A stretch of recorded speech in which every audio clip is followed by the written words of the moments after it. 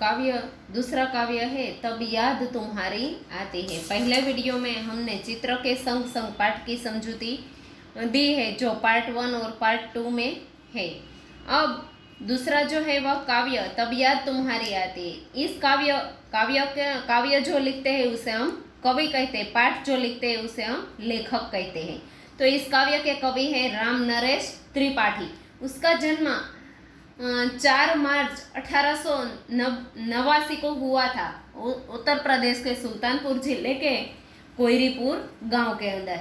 वे कवि, उपन्यासकार, नाट्यकार और आलोचक भी थे। उनकी प्रमुख काव्य कृतियां है मिलन, पथिक, स्वप्न और मानसी। ये सब उनकी प्रमुख काव्य कृतियां है। क्योंकि कवि होते हैं वह बहुत सारी काव्य कृतियां बनाते हैं, लेकिन उसमें से जो बहुत प्रसिद्ध होती है उसके नाम यहाँ दिए गए। स्वप्न पर उन्होंने हिंदुस्तान अकादमी का पुरस्कार मिला था। जो स्वप्न उनकी काव्य कृति है उस पर उनकी काव्य कृति है हे प्रभु आनंद दाता। शायद आपने ये प्रार्थना सुनी होगी, हे प्रभु आनंद दाता ज्ञान हमको दीजिए। तो यह प्रार्थना है, यह उनकी बहुत प्रसिद्ध प्रार्थना है। राम नरेश त्रिपाठी का निधन 16 जनवरी 1992 को हुआ था। इस काव्य में तब याद तुम्हारी आती है उसमें सुबह के वातावरण, खुशनुमा जो वातावरण होता है उसमें उसका वर्णन किया गया है। प्रकृति का कण कण जब दर्शनीय होता है, सुबह जब सब लोग सोकर उठते हैं तो सब खुशनुमा होते हैं, उसी तरह सुबह का वातावरण भी खुशनुमा होता है। पक्षी, पेड़, पौधे, इन सब का वर्णन इस काव्य के द्वारा सुबह में कैसा होता है यह यहाँ किया गया है। सुबह का दृश्य खूब ही मनमोहक और आकर्षक होता है। तो प्रस्तुत कविता के अंदर जब यह खुशनुमा वातावरण देखकर प्रभु की याद आती है उसका गुणगान किया गया है। तो यह काव्य है तब याद तुम्हारी आती है। यह काव्य का पठन है, मैं तुम्हें यहाँ सुनाऊंगी कि किस तरह से आपको यह काव्य गाना है और उसका लयबद्ध गान सीखना है।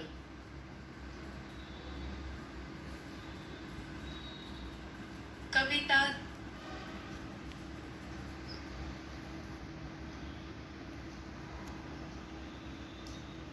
ध्यान से कविता सुनिए।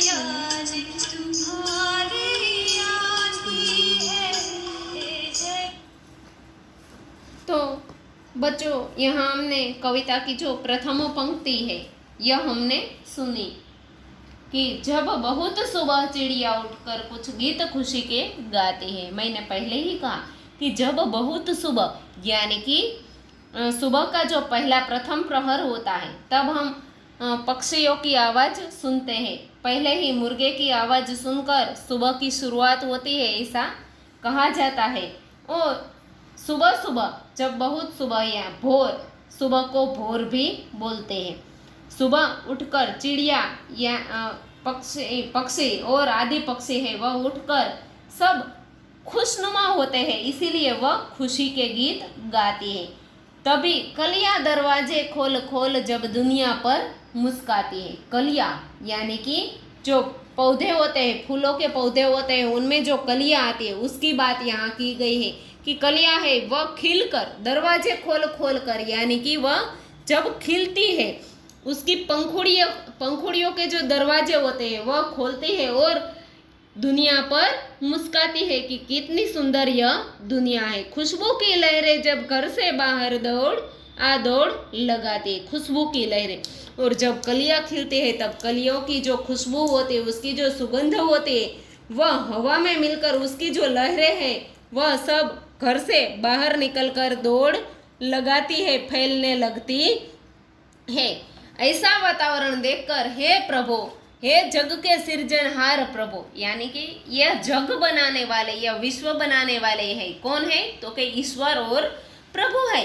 तो हे जग के सृजनहार, सृजन करता, तब यह सब देखकर तुम्हारी याद आती है, क्योंकि हर सुबह हम उठकर प्रभु को प्रार्थना करते हैं।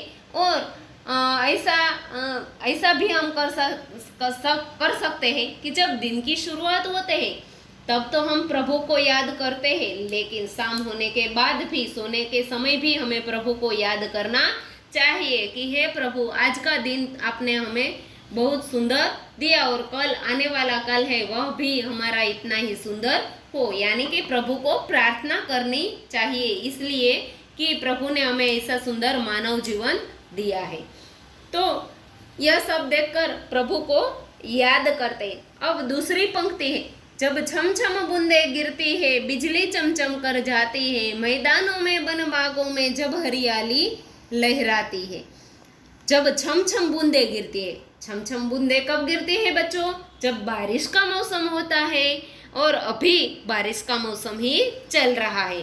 तो जब हल्की बरसात होती है तब छम छम बूंदे गिरती है और बिजली भी चमक चमक कर जाती है। जब बिजली चमकती है तब मैदानों में, वन बागों में जब हरियाली लहराती, क्योंकि जब बारिश आती है तभी मैदान, वन, बाग, खेत, यह सब में हरियाली छाती है। इसलिए कहा गया है कि जब बारिश आती है तब मैदानों में, वन में, बागों में हरियाली लहराती है और सारा खेत, जंगल सब हरा हरा हो जाता है, जिन्हें देखकर हमारी आंखों को भी ठंडक मिलती, तो तब हरियाली छा जाती।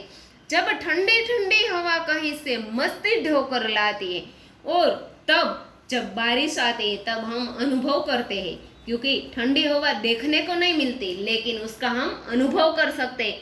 तो यह ठंडी ठंडी हवा जब बारिश कहीं और होती है तब भी हमें पता चल जाता है कि हमारे आसपास कहीं बारिश हुई है, क्योंकि मिट्टी की जो खुशबू होती है वह हवा में फैल जाती। तो इस तरह ठंडी ठंडी हवा जब बारिश आती है तब हवा ठंडी हो जाती है और वह अपनी ठंडी में, अपनी ठंडी हवा में कुछ मस्ती यानी कि आनंद अपने साथ लेकर आती है। हे जग के सृजनहार प्रभु, तब याद तुम्हारी आती है।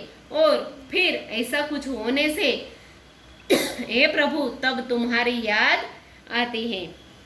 तो यह काव्य है तब याद तुम्हारी आती है। इस काव्य में प्रभु का गुणगान किया गया है कि हे प्रभु, तुमने इतनी सुंदर जो दुनिया बनाई है, तुमने इतना सुंदर जो वातावरण हमें दिया है, तुमने हमें वन, फूल, बाग, हरियाली आदि सब दिया है।